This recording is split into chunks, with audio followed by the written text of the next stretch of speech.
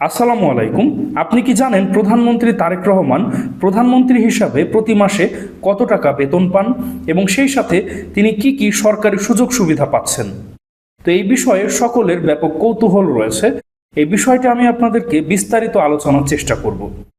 তো প্রধানমন্ত্রীর বেতন ভাতা নির্ধারিত হয় the prime ministers remuneration and privilege amendment bill 2016 এর ভিত্তিতে।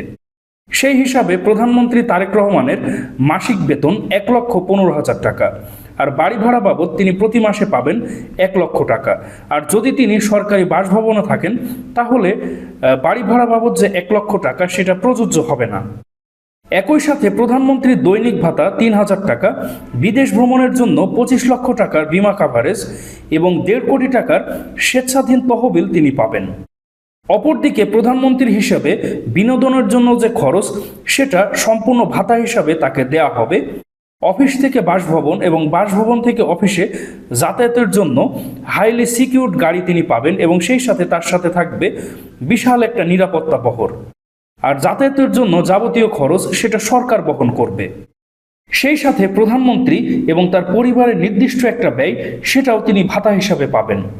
অপরদিকে প্রধানমন্ত্রীর বাসভবনের যাবতীয় যত বিল রয়েছে, যেমন ইলেকট্রিক বিল, পানির বিল, গ্যাসের বিল, ইন্টারনেট বিল, টেলিফোন বিল এবং যাবতীয় যত ইউটিলিটি বিল রয়েছে সেটাও সম্পূর্ণ টাকা সেটাও সরকার বহন করবে।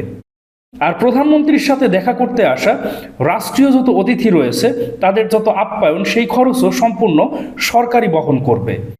আর প্রধানমন্ত্রী হিসাবে তারেক রহমান সবথেকে দামি যেই সুযোগ সুবিধা পাবেন সেটা হচ্ছে বিশ্বমানের নিরাপত্তা। স্পেশাল সিকিউরিটি ফোর্স বা এসএসএফ সর্বদা ছায়ার মতো তাকে নিরাপত্তা দিবে। যে কোনো আক্রমণ থেকে এই এসএসএফ প্রধানমন্ত্রী তারেক রহমানকে সুরক্ষা দিবে এবং যেটা একটা বিশ্বমানের নিরাপত্তা, যেটা শুধুমাত্র প্রধানমন্ত্রী বা রাষ্ট্রপতি তারাই এটা পেয়ে থাকেন। তো দর্শক মণ্ডলী, প্রধানমন্ত্রী তারেক রহমান প্রধানমন্ত্রী হিসাবে এ সকল সুযোগ সুবিধা পাচ্ছেন।